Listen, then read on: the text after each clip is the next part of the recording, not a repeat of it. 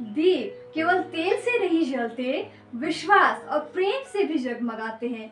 दीपावली का यह पावन पर्व हमें सिखाता है कि अंधकार चाहे कितना भी गहरा हो, एक छोटी सी लौहबी उम्मीद जगा जाती है। जोहार, नमस्कार, मैं रजिंदा तिर्की प्राइम सादरी चैनल में रॉरमन के स्वागत है।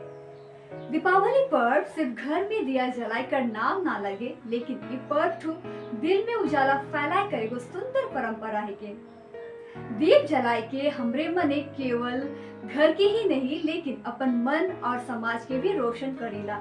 ये पावन पर्व हमके सिखाएला कि जैसे एगो दिया जेके पूरा अंधकार के मिटाए देवेला, उसने लाके हमके भी अपन जीवन से नकारात्मकता, दुख, द्वेष, बुरे विचार, बुरी भावनाएं मन के अपन मन और दिमाग से हमेशा कर लागिन दूर करे खूबी। तो चला दीपावली कर पावन पर्व में हमरे सभी कोई मिलके अपन भीतरे कर अच्छाई की जगह और एक दूसरे कर बीच में प्रेम और खुशी के बाटो। प्राइम सादरी कर पूरा टीम कर ओर से रौरे सुबह दर्शक बिन मन के दीपावली कर हार्दिक शुभकामनाएं और बधाई।